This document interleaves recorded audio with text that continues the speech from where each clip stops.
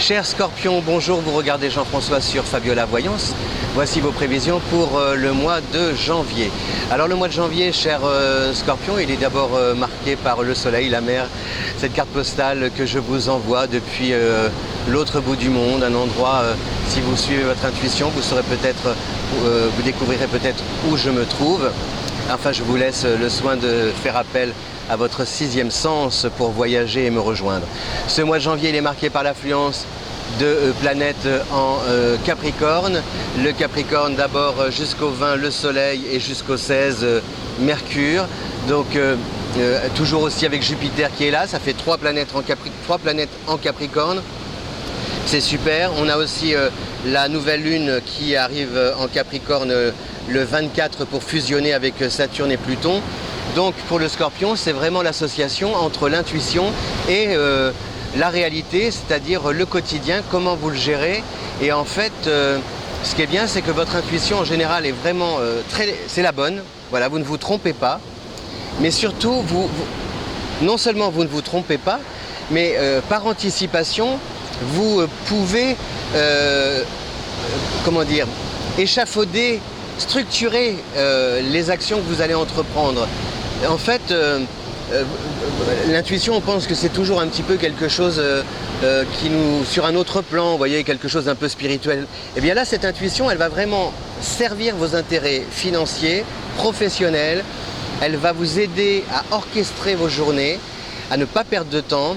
C'est vraiment, vous voyez, c'est comme si votre intuition vous permettait de tracer les contours, les quatre murs de l'entreprise, les quatre murs de la maison et pouvoir y mettre le toit plus facilement parce que vous aurez gagné du temps, vous allez faire preuve de pragmatisme. Et ça va vraiment vous permettre aussi de gagner de l'argent, d'évoluer, de pouvoir faire évoluer aussi votre carrière. Donc toutes ces belles planètes, là, le Soleil, c'est l'ego en Capricorne, qui mesure, vous mesurez, vous avez conscience de votre valeur et vous entendez en tout cas vanter vos mérites et les négocier au prix fort et a priori ça va bien fonctionner.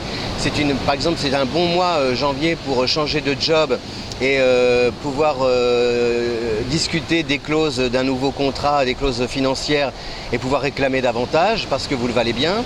C'est aussi très bénéfique par exemple pour une reconversion avec Mercure ou une formation, vous inscrire, pouvoir démarrer un projet, mais comment dire, une initiation peut-être longue, mais en tout cas payante à l'arrivée. On a aussi Vénus en Poisson à partir du 14 qui va adoucir les relations affectives. C'est pareil, par exemple, sentimentalement avec Vénus célibataire, si vous croisez quelqu'un, vous allez tout de suite, au premier coup d'œil, sentir si c'est la bonne personne ou pas. Voilà. Et a priori, normalement, vous devriez croiser quelqu'un de bien et être, comment dire, ravi, comblé par cette rencontre. Alors je dis pas, hein, je peux me tromper, et heureusement d'ailleurs qu'on peut se tromper parce que ce serait terrible. Hein. Aujourd'hui, justement, tout le monde a peur de se tromper et non, voilà. L'erreur, c'est bien de se tromper, on apprend. L'homme est un apprenti, la douleur est son maître. Voilà, c'est dit. Et on a Jupiter en Capricorne. Et puis, par contre, alors aussi, quelque chose qui va être beaucoup plus doux, c'est que tout à l'heure, jusqu'ici, Uranus faisait machine arrière. Et là, Uranus va revenir dans la course à partir du 12. Et Uranus, elle traverse votre signe opposé, le Taureau. Donc jusqu'ici, cette rétrogradation, elle a amené des interrogations. Ok, je fais un bon job. Par exemple, voilà, mon job me plaît, mais je ne sais pas trop si le contrat sera renouvelé, si ça va durer, comment ça va évoluer. Donc je suis un peu dans le doute, la confusion. Donc cette confusion, elle m'empêche de prendre des initiatives ou de proposer des idées. Parce que comme je ne sais pas à quelle sauce je vais être mangé, alors je m'abstiens. Et donc en revenant dans la course à partir du 12, Uranus lâche un peu du lest et vous permet comme ça de revenir à des idées originales et de... Oui, cher Scorpion, on a été coupé parce que la batterie est bien arrivée à bout de souffle pour reprendre les mots de Jean-Luc et Jean-Paul, ou Jean-Luc Godard, Jean-Paul Belmondo, rue Campagne Première. Vous connaissez, vous aviez vu? À bout de souffle, à bout de souffle. Vous connaissez la dernière réplique d'À bout de souffle? T'es vraiment une dégueulasse. Qu'est-ce que ça veut dire, dégueulasse? J'adorais Jean Seberg. Très belle femme, épouse d'un écrivain illustre. Je vous recommande, j'aime pas mais franchement, si un jour vous avez l'occasion de lire La promesse de l'aube, voilà, c'est merveilleux. c'est merveilleux, un roman de Romain Gary, l'époux de Jean Seberg, qui disait à l'aube, la vie nous fait... non, avec l'amour maternel, la vie nous fait à l'aube une promesse qu'elle ne tient jamais. Je vous envoie une petite carte postale. Non, bah non, je l'ai déjà dit ça, puisqu'on est dans le prolongement. Là, j'étais parti sur un autre signe.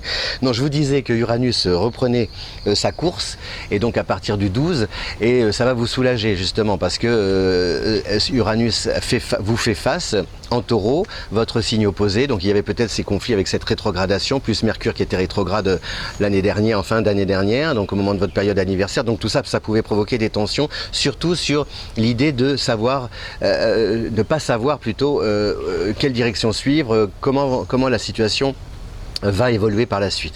Donc voilà, je résume, je ne sais pas trop, j'ai pas vu encore ce que j'ai dit précédemment, je fais un petit résumé de tout ce que j'ai dit. Il y a jusqu'au 20 le soleil en Capricorne et jusqu'au 16 Mercure en Capricorne. C'est très bon pour le Scorpion, avec des signatures, des contrats, des choses solides, la curiosité, de la formation, de la reconversion, de la mutation, des papiers, des écritures, des transactions, des négociations, des ventes, des achats, des dépenses utiles, des bons placements. Ça, c'est vraiment bénéfique pour vous.